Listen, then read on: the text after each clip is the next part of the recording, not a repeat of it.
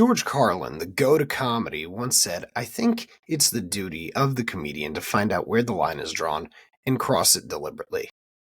Well, I think that's a bit of a gross understatement coming from a man who crossed the line about 1,000 fucking times. Yeah, I'm swearing, but then again, he swore all the time. Yeah, he crossed the line plenty of times throughout his career.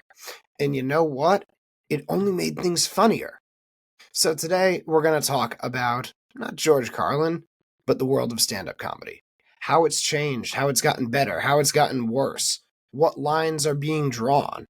Is barriers being broken? Has the new generation changed it for better, for worse? Well, hey, stick around and find out. So, let's get started.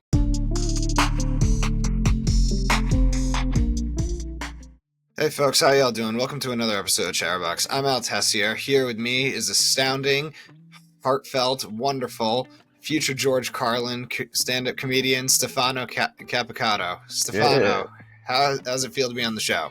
It feels good. You got my name right on the very first try. I'm very impressed. Don't worry. I no longer go by my birth name because people were struggling to pronounce it for years, and it drove me clinically insane. I feel that, man. I got a lot of history with my name, so That's pretty cool that you got it. So you're a stand-up comedian. Tell us about your work. Tell us about what you as a stand-up comedian do. What's your focus? What's your inspiration? Are you a little bit old school or kind of like have a style of your own? Yeah, well, I mean, it's ever adapting. I've been doing stand-up for going on, I think, 4 years now. I started right after Chris Rock got slapped by Will Smith. That was my inspiration. And I kind of took a different approach to it than most comics. So I actually did my first open mic at this well-known comedy club, Side Splitters in Tampa, back when I was 19 years old. And I did one set. I made fun of my friend the entire time who was there. And I said maybe some prejudiced things. And I thought it was cringe at the time. And I never wanted to get back on the stage. And my friends recorded it. And they're being supportive and stuff. And I let it go for 10 years until it popped back up. And then I was just like, oh, man, it really wasn't that bad. And I'm going to try this over again. As soon as I turned 30, I felt like I had enough life experience to actually be able to go on stage and tell some stories. Before I just kind of felt like this cringy, young, college rowdy kid getting up on there. And so it's a funny feeling that how much enthusiasm and stuff I had when I was 18. It took me a while to actually get to that mark, getting back into it. It took me a few months just to get back to where I was when I was 18. So it just goes to show you just go whenever you're going to go and start and just don't stop. But I took a different approach when I was in it because I felt like I lost 10 years. So when you're starting off as a stand-up comic, there's a process to it. There's two kind of main routes. You either struggle and grind until you get there and you learn it by going to open mics and building up into the scene and figuring out your voice. Or you do TikToks and Instagram and you make these little clips and you get a bazillion followers and then a club will book you up because they know that they're going to sell at least 1 or 2 shows from you. And then you go there and you might have a niche for it. And you do it like that. And there's a lot of people that have been successful for that, so I'm not knocking that. And honestly, I'm kind of jealous of it. I wish I had 2 million followers off of clips that I could do over and over again, not in front of an audience. But I'm a purist at things, and I wanted to start off from the ground up. So, and I didn't have no social media following, so I started just going to open mics. And you learn real quickly, you're not going to learn just by going to open mics, especially the people that have already set their ways into open mics. I was getting on a couple. There was 2 open mics to pick from. So you're looking at an open mic's 5 minutes long. You're looking at 10 minutes a week that you're going to be on stage starting off. That's really not a lot of time at all to learn this thing. And nobody's really in it to win it as much at open mics. Everybody's kind of in it for themselves. Stand-up's a lot like boxing. You're kind of just on there by yourself. And that's kind of the egos that you kind of see.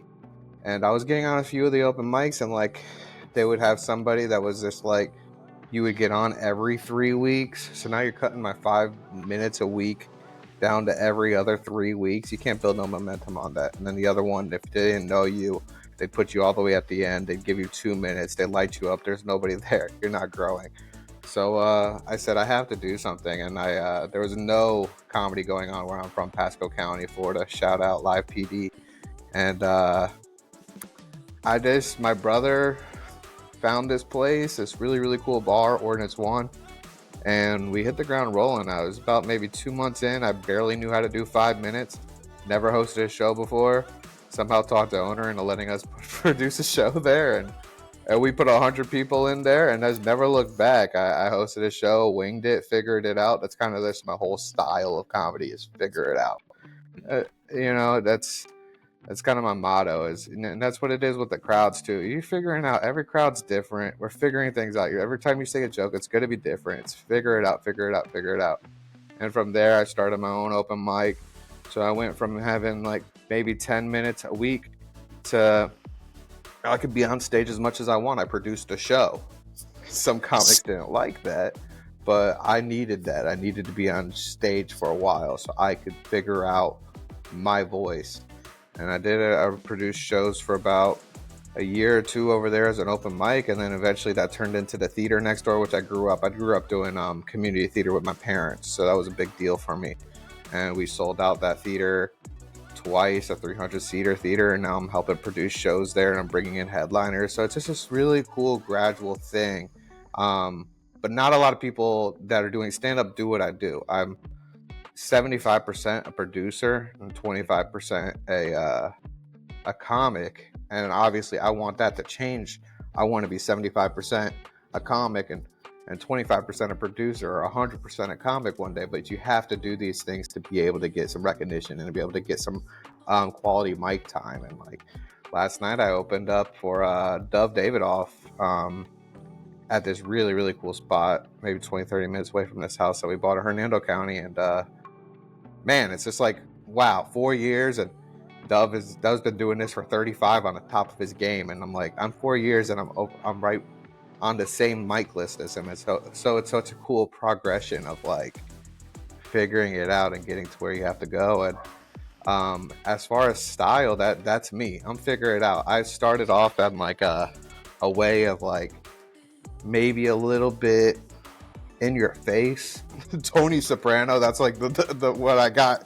Like I was just very aggressive, and I'm learning that like I don't have to bully the crowd a little bit and be a little bit more likable. And now it's just like I consider myself a cleaner comic, a little alternative clean. That's what I call myself. I'm trying to reduce my cussing, and I'm proud to say last night I did my first 20 minutes clean, and even with a godly spin. And I'm really, really feeling that wave of like, oh wow, it's such a cool feeling to know, like, you tell anybody, hey, I'm doing clean, they're like, and then you tell them, hey, I'm doing godly, they're like, oh, okay, good luck. So it was really cool to land that and have people laughing with God and not like at God and stuff like that. Because if you go into some open mics, they're just diabolical, degenerate beat ups for people sometimes. I say sometimes they're the worst karaoke parties you could go to, because it's just, gut-wrenching material. But when you start finding that positive outlook material, and my outlook is just like, hey, God, just like help me make these people laugh and enjoy themselves tonight. I'm not here to like worship or spread scripture, but like, let's just give everybody a good time. I'm here. So yeah, sounds great. So here's the thing. You mentioned like you've definitely cut down on the cussing and stuff. So I get kind of, I guess one might say, podcast coaching or criticism from like my wife. She actually helped me figure out how to put together my groove. Yeah, my wife is the same way. Yeah, and also my friend Ross and his girlfriend Abby, they've also helped me kind of figure out how to, I guess one might say, be a bit better, more recognizable. And and what you said in regards to the cussing, I remember I watched an interview with, actually it was a set, Gabriel Fluffy Iglesias, who's one of my favorites. And when he first started out, when he was like 20 something, they actually said, cut back on the effing and jeffing. Like, don't be cursing. I mean, He also breaks one super cardinal sin. And I don't know if you probably don't know this if you're not in the comedy world. No shorts on stage, Gabriel. He's the only one that can pull it off, man. Shout out to him. Shout out to him. But yeah, no shorts on stage. That's a cardinal sin. Gabriel's made it. Yeah, Gabriel's made it to where he's the only one allowed to wear shorts on stage. So I love Gabe. Me too. My wife and I, we saw him recently at TD Garden. He was amazing. And what's crazy is this. So we're in Boston. He like never comes to the Northeast, which was really frustrating. I must have spent like, I think 2.5, because I didn't really know who the guy was until I met my wife. Like, she changed my life completely, and she introduced me to him. I'm like, this guy is so hysterical. He's so funny. Why didn't I know who this dude was until now? Yeah. I spent like 2.5 years trying to get tickets to one of his shows, because the closest he gets to us is like maybe Mohegan out in Connecticut, or he goes to Manhattan. And even just to see a show in Manhattan, especially if you live in Boston and you don't have a car, because so many people here rely on public transportation, just to go see a show, you're probably going to shell out between $600 to $800. Wow. Yeah, because you got the show, and then you also gotta like deal along with like the show. You also have to deal with like staying in a hotel, and it's New York. Yeah. Nothing's gonna be cheap, especially the hotels. They'll chop off an arm and a leg just for one night. 2 item minimum. You want to enjoy yourself. Yeah, man, it rings up fast. That's so funny. I get maybe $800 on a budget for an entire show. Yeah, it's chaotic. But how would you say? Here's the thing. So, who exactly is your inspiration when it comes to the world of stand-up comedy? Are you a fan of like guys like George Carlin, Eddie Murphy? George is the GOAT. But I will say something. Here's a little something unorthodox. My 100% inspiration comes from my man Mac Miller, R.I.P. I love Mac Miller. And actually, that's kind of what inspired me to like finally start chasing my dreams, is because like Mac Miller was like, I don't know, he was just the coolest white boy rapper ever. And the way he did things was he like did them on his own. He was ground up, independent. And once he passed away, that's when I was actually really inspired to like carry on a legacy. And like, I'm never gonna rap. That wasn't my thing, but I was always funny. So I was just like, I'm gonna do this. So my inspiration is 100% Mac Miller. Now, in the comedy world, who I'm inspired by and who I'm inspired by their material, two ring my mind right off the top of my head. And I met both of them. They're super duper cool dudes. Sebastian Maniscalco. I'm an Italian comic. Sebastian is old school Italian. Just a masterclass on Italian comedy. And then probably my favorite comic of all time is Jim Breuer. Jim Breuer is fantastic on stage. The sound effects. He is good. And what I like about Jim Breuer is I like to refer to him as a simpleton comic. Which is the same way I described Fluffy. Yeah. A simpleton comic, like you just like reflect on like life experiences and life stories. And if you tell them the right way, they're hysterical and they win over the crowd like that. Yeah. Oh, yeah. He could talk about anything. He does the sound effects and they're super accurate. That's where I struggle. I struggle with accents. I struggle with sound effects. But I want to do them. I want to be a very lively comic. I'm a loud comic. So like I have to work on pulling the mic away sometimes. I get loud. I get into it. But man, he could just get it and just do the voices and the sound effects. He does an airplane. Like, who does an actual airplane noise? Like, it's insane, dude. The level of just the pictures that he paints in your brain right in front of you is just so good. And I'm a big fan of Jim Breuer and the style of his comedy. Like, if I could be any comic, it would be some kind of hybrid of those two guys. That would be my most perfect version of myself, including myself and my own personality, because I think comedy is 100% authenticity. So if I'm trying to be those two guys, I'll never be me. But I get my inspiration from those two guys. And then a couple of the guys I work with are very just inspiring. I work with Mike Marino, who I would say probably the second best, if not top best. I think he's been maybe doing it longer than Sebastian, of Italian comedy style. And I get to open for him when he's down here. And man, he's fantastic and top of his game. And like the guy last night I worked with, Dove Davidoff, like, dude, just absolute monster with the mic effortlessly. And it's like, I go up there and you get it, no matter what, you're gonna get these like butterflies in your stomach because you care. And but this to see them go out there and they're just slinging it like it's nothing. It's like watching a major league athlete go out there and do their thing. It's just like, I'd go out there and it'd take everything for me to get a first down, and they just go out there like it's insane, like effortlessly just make these things work. It's very inspiring. Yeah, well, doing voices and impersonations, believe it or not, that's one of my specialties. Really? I've been doing voices and impersonations since I was probably about 13 years old. And I mean, here's the thing. I'm not really a comedian per se. I'm a podcaster, a filmmaker, and a screenwriter. That's my thing. But like when it comes to like, exactly, I'm an entertainer.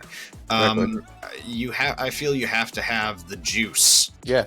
To be a good comedian, you have to have something about you that always wins over the crowd and immediately tickles their funny bone. Best example, Robin Williams, God rest his soul. He had the juice. He was the juice. Mm-hmm. That's for sure. He was. Yeah, I mean, voices and impersonations, I use them. They still entertain people.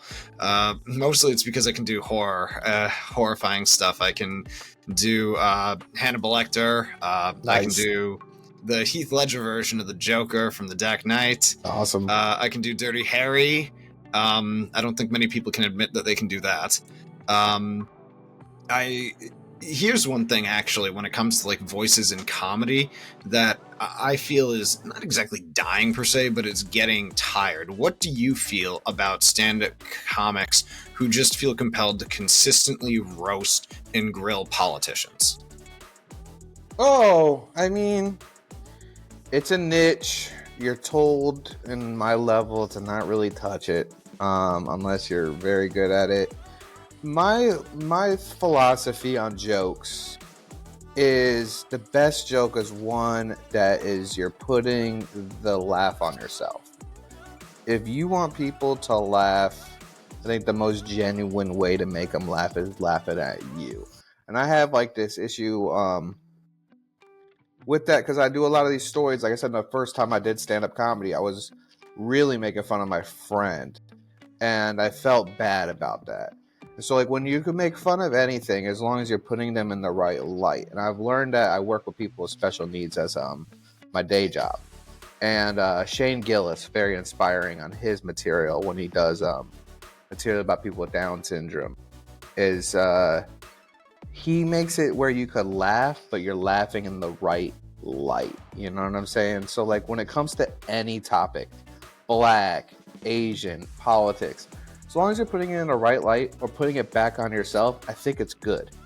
But if you're out there and you're just picking a target and just punching the punching bag, I mean, you lose 50% of your audience just in case they don't like or do like who you're making fun of. So it's never really something that you should go out on. And especially at my level, like I shouldn't really touch. But if I can make a funny story that both sides can laugh at, then I think like that's where I land. Like if I make fun of Fox News, I'm making fun of CNN at the same time, and I'm making fun of kind of both of their flaws. And in comedy, we're always talking about flaws because talking about somebody's pros is not that funny. So yeah, that's kind of where I'm at. And there's people out there that are into the politics because they want to be that politic comic that gets all this publicity because they're super red, or they get all this publicity because they're super blue. But comedy's always been a tightrope, and you have to walk right in the middle of it. You have to be independent no matter what. Even whether you believe on stuff off stage, on stage, you have to walk that tightrope, and you have to always walk that line on both of them, because at the end of the day, you want everybody to laugh. You don't go out there like, I only hope 50% of the people laugh and F the other people, you know? So it's like, that's where I'm at with comedy, and all power to you, man. If it's working for you, it's working for you. But I want to see I want to see you perform in a balanced beam, and I want to see you make everybody laugh. Yeah. I mean, like I said, I'm not a comedian, but I do know how to amuse people with voices and impersonations. There's only one politician I can impersonate, and that's Jimmy Carter. Yeah? Can't do a Trump voice? No. Every single person has a Trump voice. Here's the thing. I can't, because I aim for a certain level of perfection, per se, which I know nobody's a perfectionist or anything. Like, I've been trying to do Darth Vader for years, and I still have not nailed it. It's like, it's not really doable. Yet, whenever I watch Star Wars, I know all of his lines by the back of my head. Every single one of them. I mean, his voice is put through like a machine to begin with, right? So, like, it's kind of a tough one to hit. I mean, but people could do it. It's insane. That one comedian, I can't think of his name. He does the impressions like nobody else. There's that one guy who does like the Madden. He's amazing. He does everybody's impersonation. He did John Gruden the other day, man. He was perfect. It's a really inspiring. Here's the thing though about impersonation. I could do an impersonation at home, comfort in my own house, get really into it, watch a couple of videos. I could mimic something, right? Make it super funny. And then you go out there and you get on that stage and it's just you and darkness with this like faces in the crowd, and you're freaking what's it called? Randy Savage is no longer Savage, you know, like you're like it's like, so it's this weird thing. Yeah. That's what I call it. I call it the chill. You feel that tension that just goes down your spine, and because you're in the spotlight and you got God knows how many people listening to you. You're doing it all day long perfectly, and then you get on that stage and it's just like and I mess up. I turn everything into Borat. Like I'm just like, what are you doing? You sound like Borat. You do not sound like a Mexican. Yeah, so it's this weird thing of the comfortability of it, and like, man, it is impressive. But yeah, almost every single comic has this little Trump impersonation that they do nowadays because I've never tried it. The only politician I can do is Jimmy Carter. I was doing it actually for a few coworkers the other day. My day job is I'm a pizza chef at a high quality restaurant at TD Garden. Yeah. What I'm impressed with is that you could change your Boston accent. If you could change out of that box, you have a strong Boston accent, I could tell. Yeah, I've lived in this city for 5 years now. Yeah, you got a very strong Boston accent. That's really cool though, man. Where in Boston are you? East Boston, right next door to Logan Airport. So I have to tolerate listening to like Boeings flying over my head and turbine engines all the time, day in and day out. Yeah, I just visited Boston for the first time a couple years ago. It's a really cool city. We went to Salem and checked it out over there on Friday the 13th in October. Oh, I love Salem. It's phenomenal. It's a great place. Although what does bug me is circling back is I don't want to say entertainment around here is limited per se, but some of those big names that we really want to see, like I said, it took me 2.5 years to get tickets to see Fluffy. Yeah. And what is it? Next year, the big name that's coming is Lady Gaga. Okay. And that is not something that happens around here. That is a rarity. I actually think I'd like to get to see tickets to a show. Do you feel that some comedians, some stand-up comedians, are, I don't want to say scared to travel, or because they know their audience so well, they stick to like that zone, that region where it's at, where they know they're going to rake in the big crowds? Okay. I will say, once you get on Gabe status, you got an agent. You're with an agency. Kind of refer back to my Mac Miller talk of being this independent you eventually get to a point where you can't do it independently anymore, especially if you want to sell at these big arenas that you're talking about, dropping $800 on a night. You got agency, and that's kind of up to them and their negotiations. I think that there is like this thing of like who's going to reciprocate well in which area, but I really do think it comes down to who's picking this agency. Or is this agency somebody that books in these arenas and things like that? And then also, I mean, we're in this social media age where your social media credit score, how many followers you have, it really just means what stages you're hitting and how you're getting there, because that's pretty much your credit score when it comes to entertainment. I never thought of it that way. That's a good one. You should save that. You should put that in the joke book. It really is, and just like your credit score, it's unfair how it works, and it is fair. It's super fair how it works sometimes, but you'll see people get the shots that I've grinded 4 years for, and I can't even lick, and you'll see them never do one set on their mic and get that same opportunity because they have 100,000 followers from doing these little clips. Yeah. I mean, I don't really do short clips or anything. I'm not a TikTok person. I don't like TikTok. I don't really agree with it. I think it's obsessive. And more than anything else, if I have kids, I'm going to tell them. They're going to be like, Daddy, what's TikTok? My friends have it. I'm like, oh, TikTok is a song that was written by Kesha. Yeah, facts.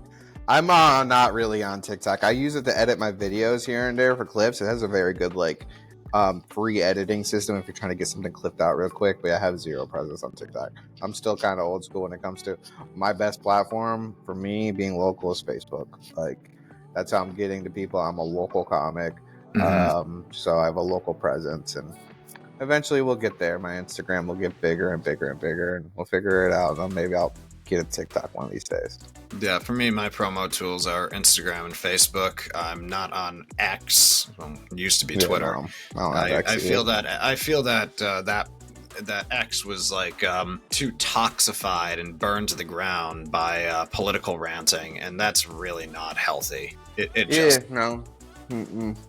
I do like to poke at politics, but like I said, in the right light, find a funny story in it or something, make up something. Like, I'm working on something right now. In fact, I haven't put it on stage, but I'm working on something where it's like the ICE agents. ICE is a big topic right now, right?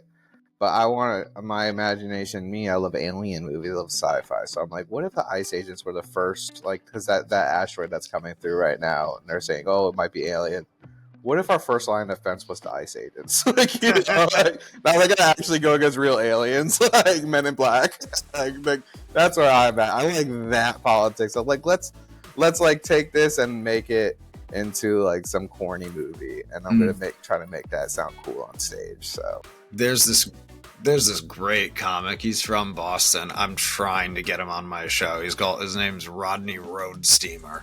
You should follow him on Instagram. He's hysterical. Okay. He literally goes. Roadsteamer, what a name! That's a. I know. Name. He's awesome. He's so brilliant. He goes to he's liberal. He's Democrat, but he goes to like MAGA rallies and stuff like that, and dresses as like that dude, the shaman who stormed the Capitol on January 6th, wearing his radical makeup and stuff. He goes there dressed like that and basically like blasts MAGA or almost pretends to be one of them, and words cannot describe. It's just a different form of comedy that only one person can really pull off. Yeah, I mean, all power to him, man. You see my hat, man? It's a red hat, so I'm automatically associated with Republican. I have a joke about this hat too. It's an Ace Hardware hat, and I'll be like, "Yo, somebody called me racist the other day." I'm like, "Sorry, it's not Lowe's, bro." Like, you know, like, so it's just this funny way of like where we pick and choose. I'm from Florida too, so it's a very different demographic politics down here. You also got to read your audience. We got to figure things out. A lot of my audience and a lot of the comics my age, we're making jokes for people our age and younger. Thinking like, oh, that's our fan base.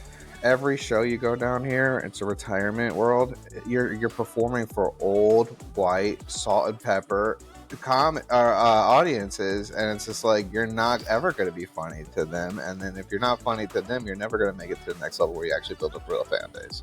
Yeah, So, I've always called Florida the retirement state.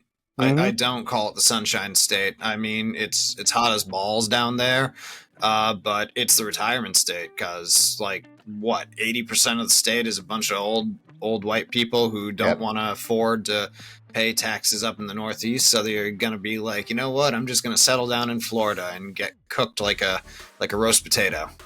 yeah, it's a lot of implants here. I think I'm one of the only real pure Floridian comics in Florida. So it's a weird thing. And you'll go to like, so where I'm at, I'm north west of Tampa. So it's very Republican, very, very heterosexual. But if you go an hour south here to St. Pete, 100% blue, 100% liberal, super gay friendly, and like the same material that I'm doing over here in Pasco and Hernando, I'll go do down there, and they're just like, look at this bigot. You know what I'm saying? So like, Yeah.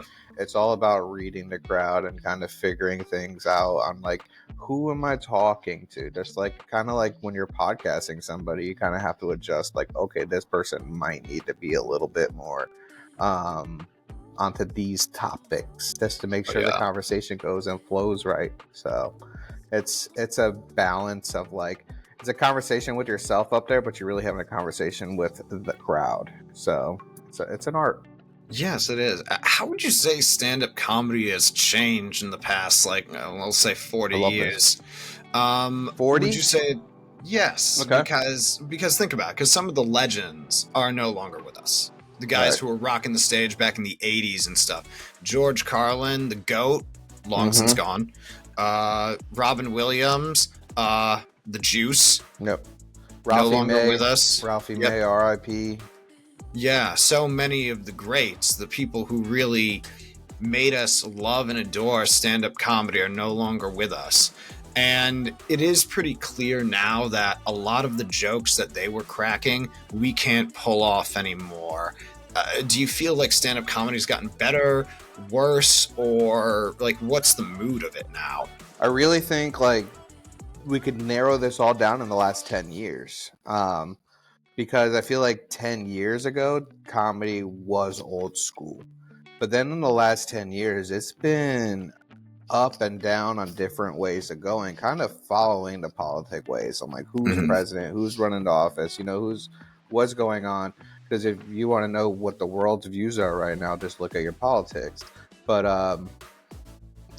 I would say that it's changed by the attention span that we're getting from social media and our content.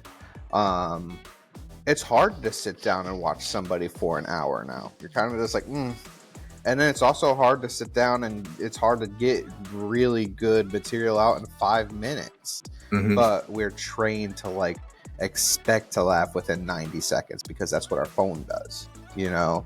And these people are clipping up their best jokes. They're on that stage for 30 minutes, but they're only showing you like 90 seconds of that 25-minute clip. So I would say like that has changed the form of like sitting around your tube TV and watching Comedy Central on a Friday night with your parents. It's completely different now of like, I'm finding my comics by just doom scrolling until I find somebody that makes me laugh. And and then I think Kill Tony has completely changed the way comedy works.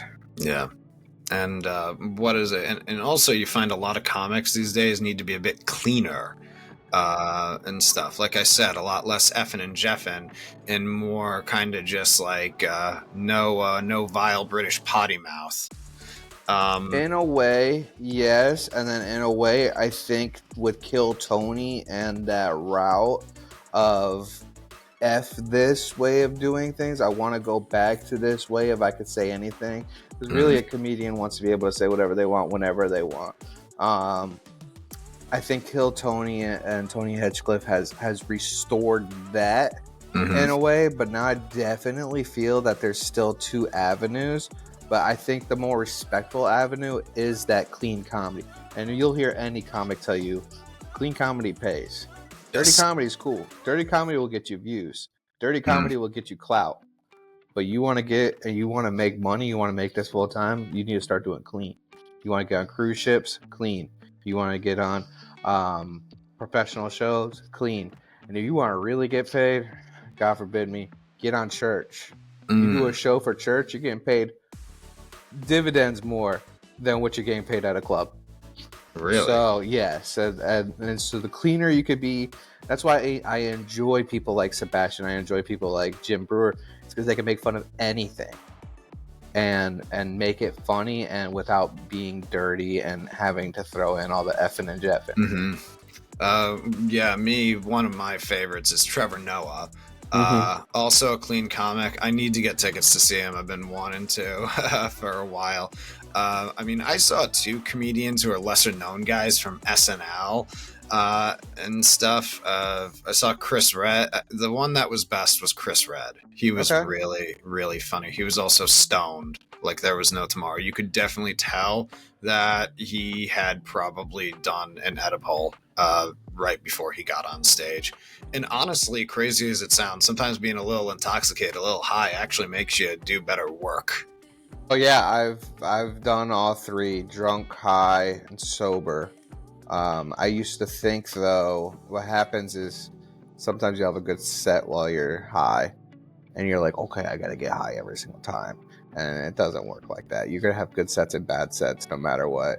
Lately, I've been doing comedy sober, and it's been helping my mind out a lot more.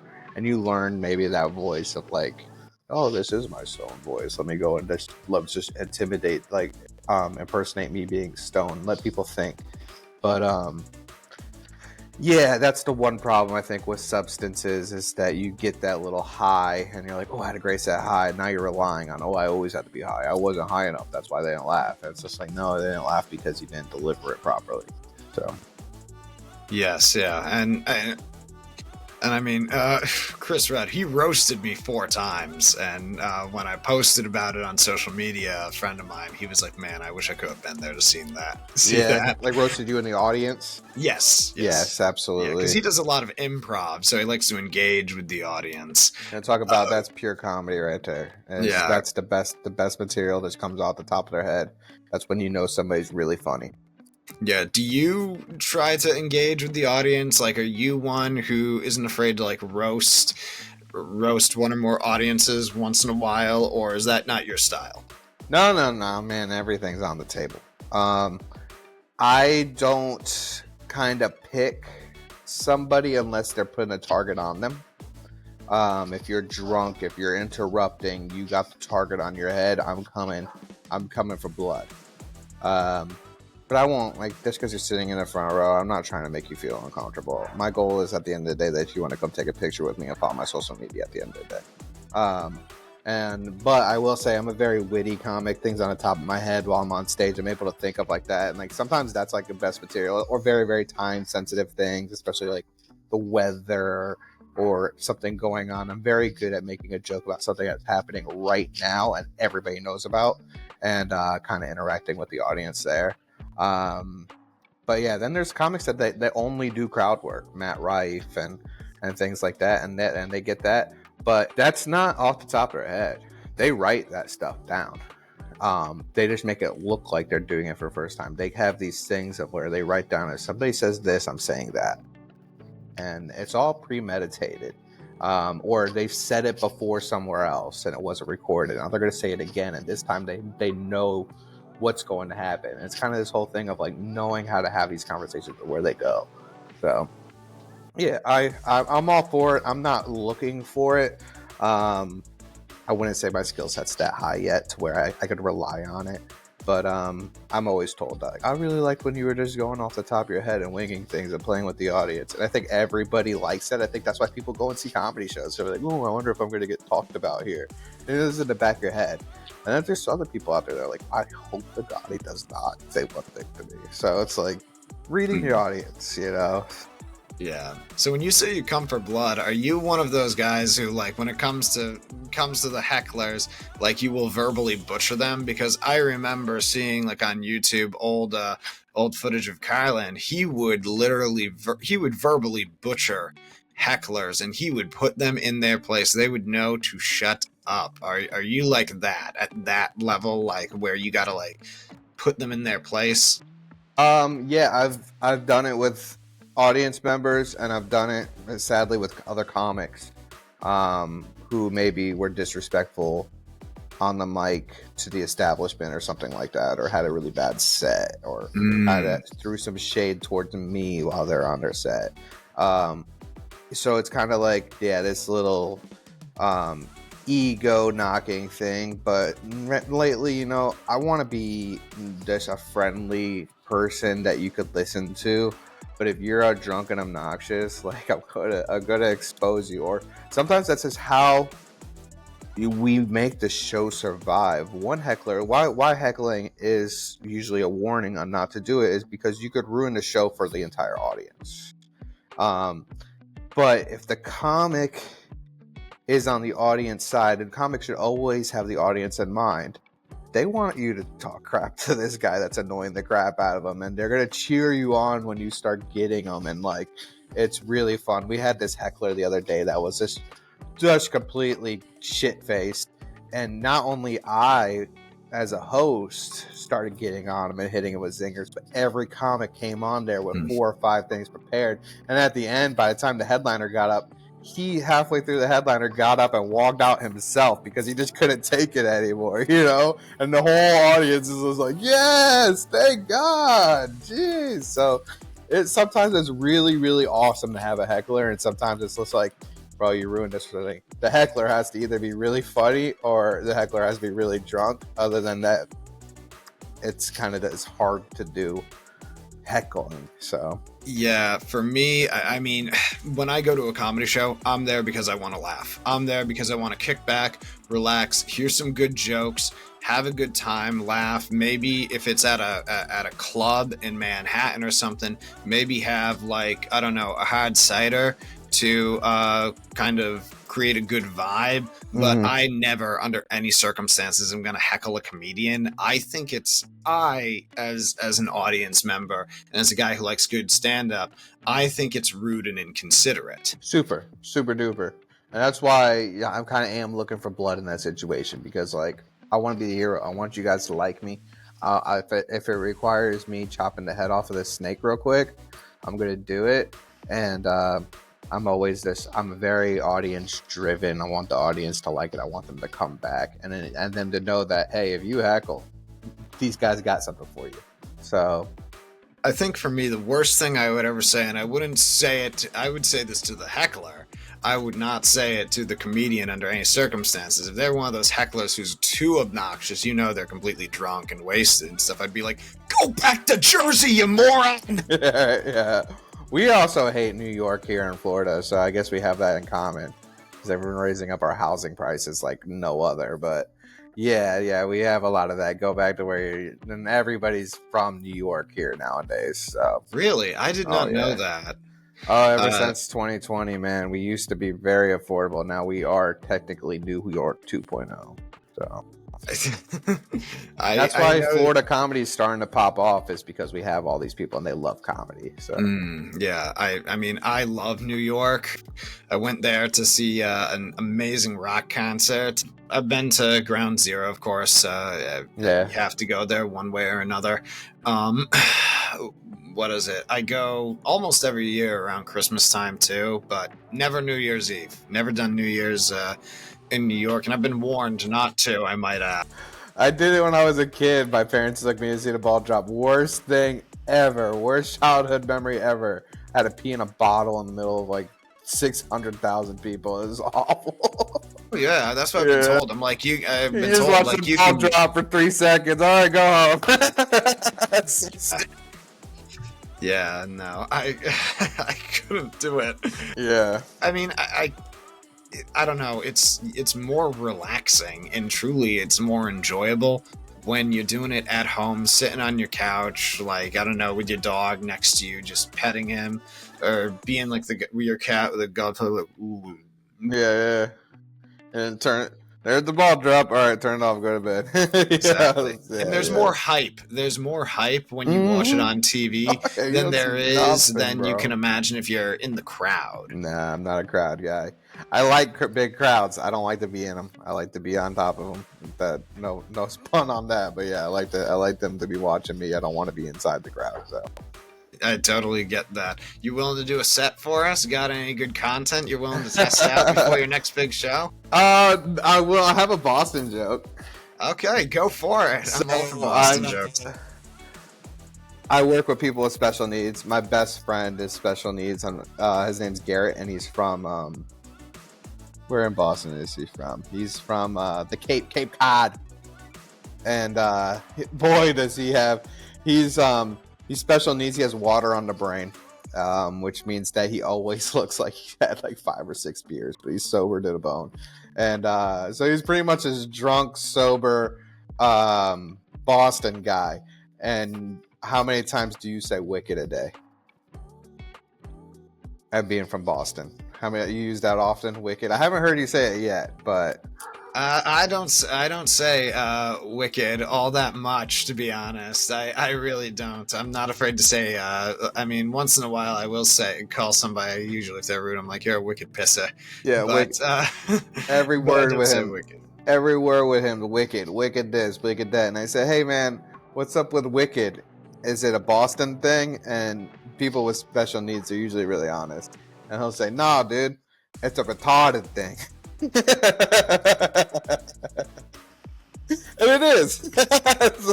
That's really funny when he does it. But yeah. Yep. Yeah. Yes, well, it's definitely good, and to be honest, I think that's actually something that you can work with, like doing that. Maybe a little, I guess one might say, American culture roasting. Yeah. I like to walk that line with my special needs clients and stuff like that, but now I'm trying to get more politically correct or even godly correct. But yeah, I love that joke, man. It's just so funny. It's a retarded thing. Yeah, I think if you want to see somebody who's not afraid to poke jabs at politics, it's definitely Jeff Dunham. But yeah, absolutely. He's awesome. I mean, his whole thing is this art. I've seen Jeff Dunham. I saw him at the Amica Mutual Pavilion in Providence. That was, oh my god, great show. Well, he makes the characters, man, so it's easy for him to have 5 or 6 different sides. You don't know who to hate. You don't know who you like. You just like whatever it is. So it's really cool. My uncle was a ventriloquist in the Air Force. Ooh. Which is such a funny job to have in the military. Like, you're a ventriloquist, but yeah, he was in the entertainment department. He was a ventriloquist specialist, and that's where I kind of get a lot of my inspiration from. I wish I could mimic these dummies and stuff like that, but we gotta mimic the drunk dude in the audience. So I don't know how he does it or how he pulls it off. There's not a lot of them out there. No, there isn't, and just his ability, like, people are amazed at the number of voices and impersonations I can do. I'm like, he exceeds me on many levels. Like, I mean, I can sound like a guy who's 80 years old and on his deathbed, and then the next minute I can sound like a demon from the very depths of hell. But what he does, like, that's beautiful. That's art. Oh, absolutely. What are your views on the Kill Tony takeover these last few years? I haven't seen it too much, to be honest. I mean, I've been busy, like, work and stuff, so I haven't had the chance to go to a lot of comedy shows. I know I need to go to another stand-up show. It's just tough. Like I said, a lot of the big names that people want to see usually are, like, maybe at Mohegan in Connecticut, or they're in Manhattan. So it's a bit of luck. It takes luck here in Boston to find that one person who's doing a show. Yeah, I think Kill Tony, though, like, he's created this world of, like, the 1 minute bit. You know, because everybody gets just 1 minute to prove themselves, and I feel like a lot of comics now are like they're looking for that 1 minute instead of that entire set, that special that used to be back in the day. But are you familiar with Cam Patterson? So Cam Patterson is this black dude from Orlando who has started with me. I booked him for $25 to come over from Orlando. It's like a 2-hour drive. Come do a set at my janky bar. And hilarious kid.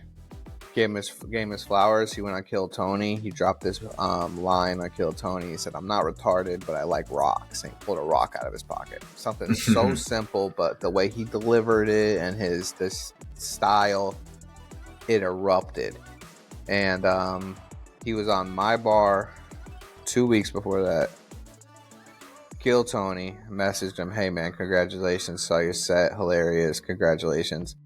Back on Kill Tony again, back on Kill Tony again. He's on Saturday Night Live now. Damn. Wow. Yeah, That's just awesome. like that. Within 2 years, he was hitting open mics with us. Saturday Night Live. It just goes to show you. So like I have a lot of like I love the Kill Tony thing because it's a kingmaker, but at the same time like we can't all focus on that 1 minute. Because you're just kind of selling yourself short, or you're not really focusing on the art. You just want this like 1 minute. Your 10 minutes of fame, you know. Yes. But he made it happen. Big shout out to Cam Patterson. I love that kid. So just couldn't be any more happier for him. Yeah, I think, and we had been talking about like kind of how you're one for like clean comedy, and I've been told myself like cut out the swearing. I feel like there are only a select number who know how to do that good balancing act with the tightrope. The one who he's definitely popular around here because he's from Canton, Mass. Is Bill Burr. Oh yeah, Bill Burr, dude. That guy's a muscle, dude. That guy's awesome. I have yet to see him. I need to see one of his shows because I've heard nothing but good things about him. I didn't really know who he was until I saw the movie The King of Staten Island, starring Pete Davidson. And even there, he is so straight up hysterical. I think my favorite part. Have you seen the movie? I haven't. I always said I like Mac Miller, so I'm a big anti-Pete Davidson thing. My whole goal in comedy is to get there and to tell him off. Just kidding. I'm messing with you. No, I haven't watched the movie yet. But I will say Bill Burr is funny everywhere. He's one of the most authentic comics there is in the game. This is the best part of the movie. He's like, "Oh, it's on the Jets. The Jets are coming back, man. They're making a comeback." Never coming back, bro. No, they're not.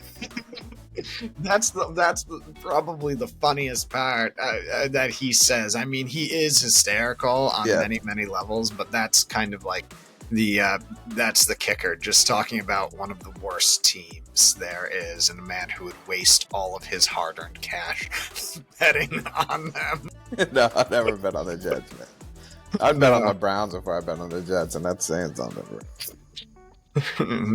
But no, I think the biggest attribute to him, and I'm like, and some people will criticize, oh, he's one-dimensional. It's just because he's being himself.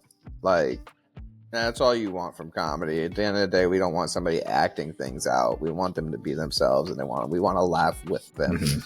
So he's awesome. I'm a big fan of him. Some comics who used to be like really, really big back in like the 2000s, 2010s and stuff, people have been complaining that they've definitely like lost their groove or something. One that I've heard like definitely mixed things, but I'm still a fan of him, is Kevin Hart. I mean, he really does have a big heart for a little guy. I wouldn't say he lost his groove. Yeah, he has a huge heart.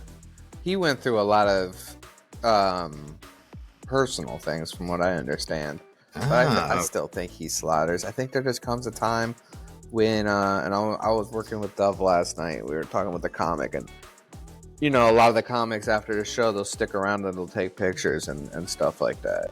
And he went straight to his green room and went home.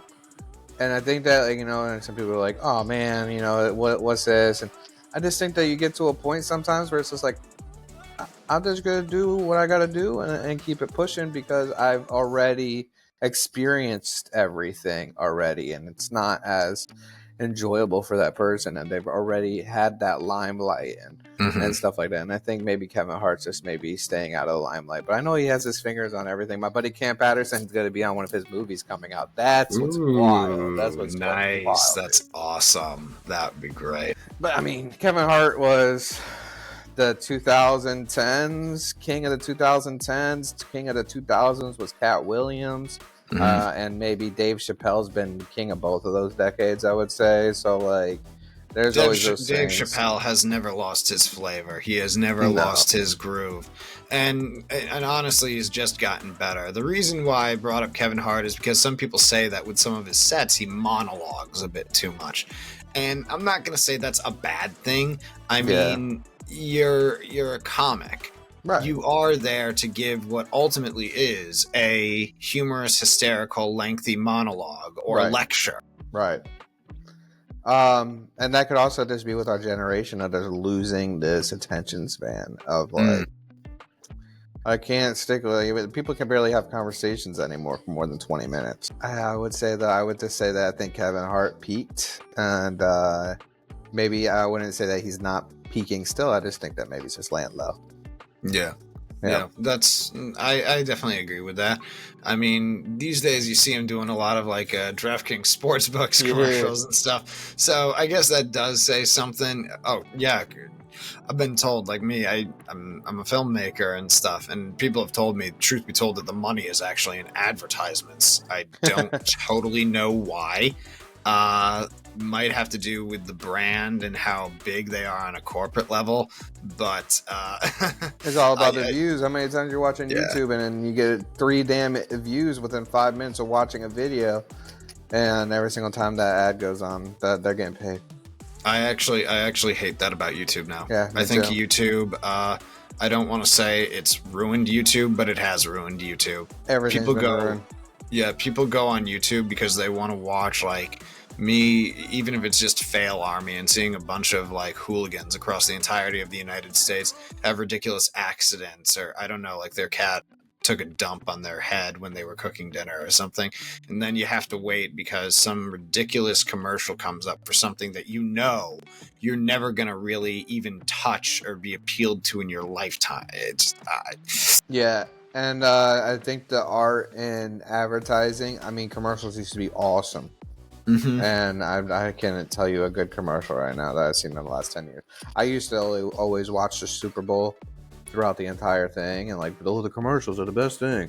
And now when commercials come on, I'm getting Buffalo Dip. You know? It's like I'm not missing anything. You know? So they've lost that art, and it stinks that Kevin Hart is doing. I mean, he's got a couple of little the Shaquille O'Neal when he makes on the Shaquille O'Neal voice is kind of funny, but like man, commercials used to be an art form back in cable days. So I can't do because here's the thing, the only like I'd say African American actor I can come close to doing impersonation of is Denzel Washington. Okay, all right. Yeah, I used to do a good DMX. Hey, yo, my man. Yeah. You're smiling. Why are you smiling? Hey, that's pretty good. You think football is fun? Yes. No, sir. It was fun. It ain't fun anymore. Zero fun soup. All right, then. You kind of got the Robert Downey Jr. and Tropic Thunder vibe going on right now. I actually and that's kind of a thing. I talked about this on one of my last episodes. Ben Stiller himself said you would not be able to pull off a movie like Tropic Thunder. No, never. I love Tropic Thunder, but never. That's what's dead, dude.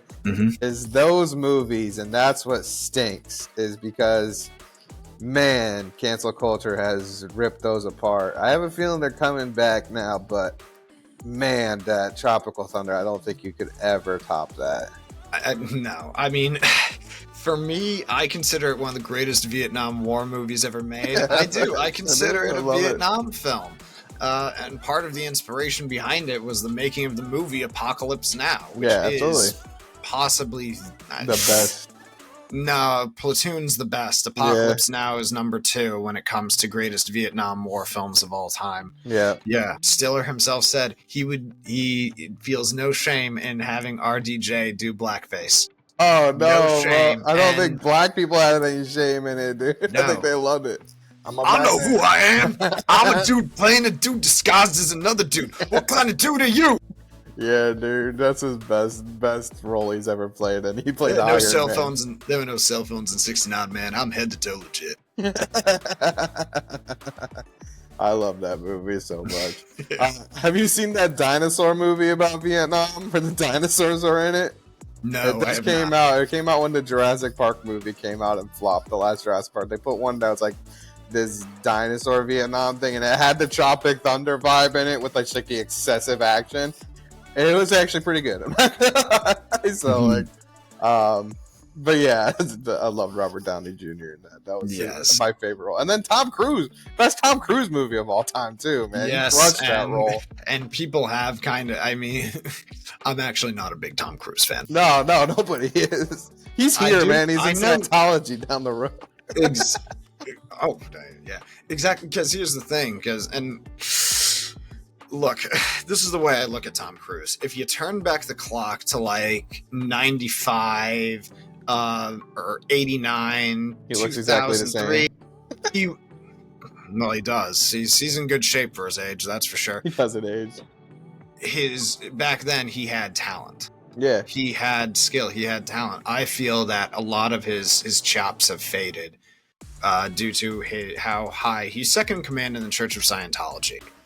And I feel that his what's the word? I guess one might say his exposure and obsession with it has definitely put a damper on his ability to perform, his ability to deliver. Also, I know a lot of what kind of individual he is when the camera's not rolling. He's a complete a-hole. He's a nightmare to work with. I probably don't think even I would work with him.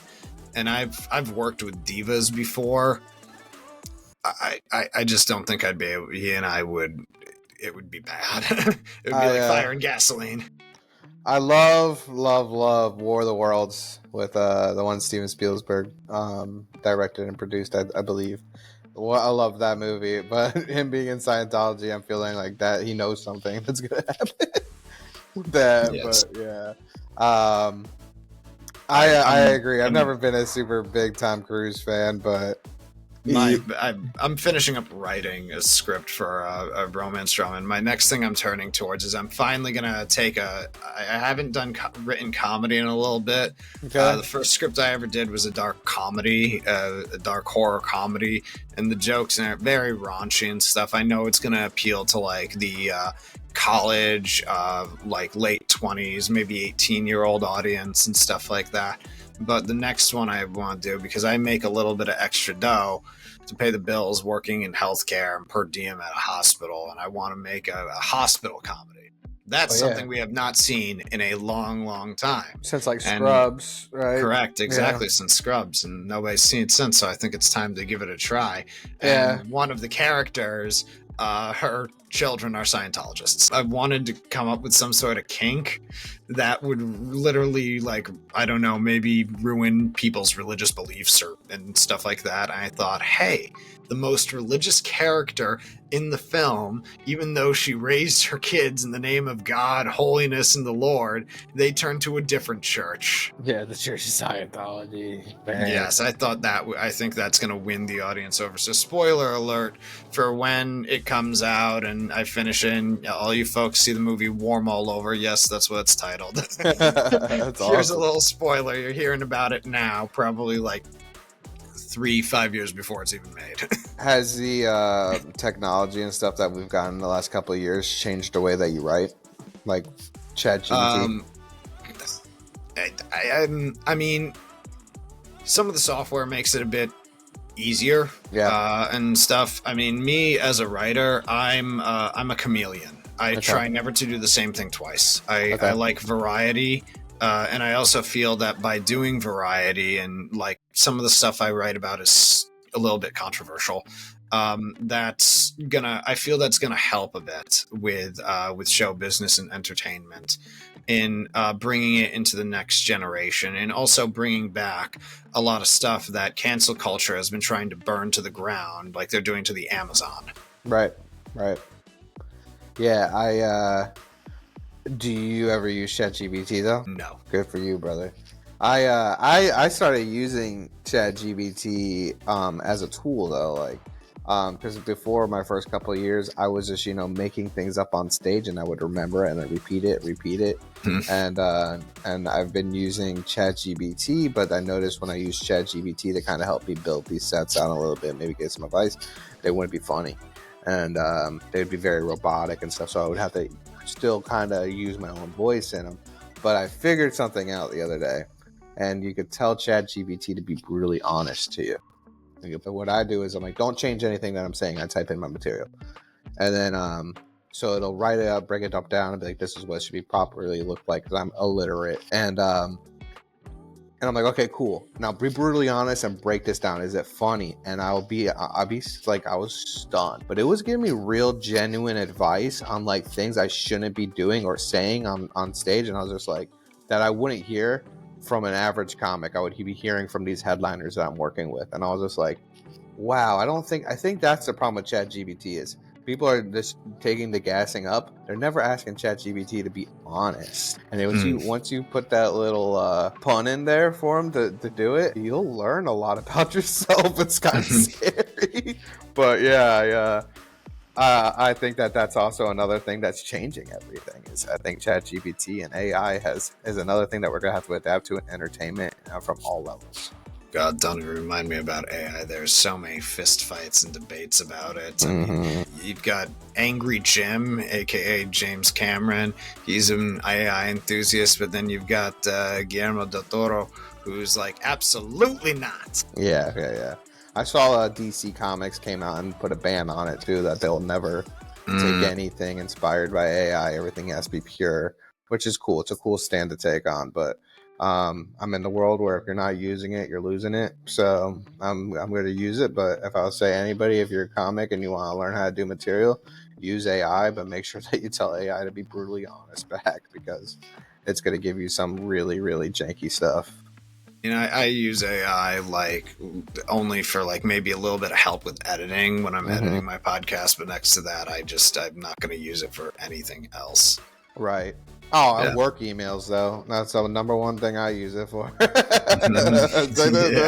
See you later. Have you considered maybe putting together a set based entirely on AI? Oh, it would crush. It will crush. I will. I think I might be inspired by that now, because it's such a topic that everybody. Because this is the joke I always crack with people when it comes to AI. I'm like, it's basic. I'm like, the Terminator movies, 2001: A Space Odyssey. Yeah. Those were not warnings. They were predictions of the future. And now you got AI taking over our world. This is all predicted back in 83. Yep. A lot of things are happening, man. The robots, the aliens, the world freaking ending, They were predicting Trump was going to be back in the 80s. They were predicting that he was going to be this crazy president, and here he is. They predicted that in The Simpsons. Yeah, well, in The Simpsons, man, that's the Illuminati, bro. They know everything.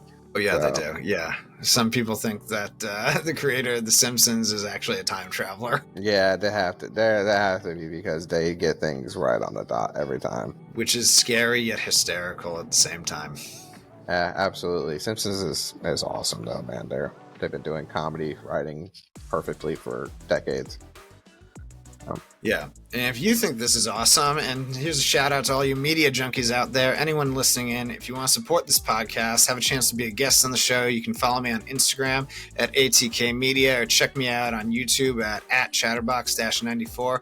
Don't forget to like and subscribe, leave your thoughts in the comments section below. You can DM me via Instagram, and you can listen in to me on Spotify, Apple Podcasts, Amazon Music, wherever it is you get your podcasts from. And if you're ever in Florida, you need to check out Stefano's material, because it's going to rock your world. For sure, man. You guys can follow me. But you won't get slapped in the face. No, unless you're drunk. For sure. Yeah. Or your name's Chris Rock.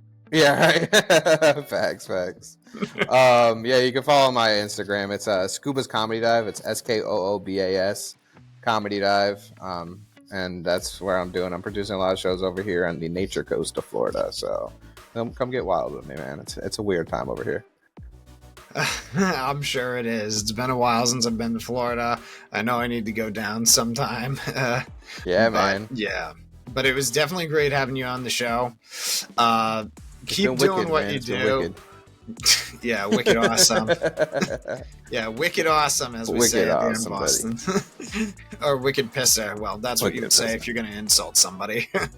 That's awesome. Yeah, Yeah, man, it's been a pleasure, man. I appreciate it, chatting with you, brother. same here. Until next time, folks, stay high on life. Yes, sir.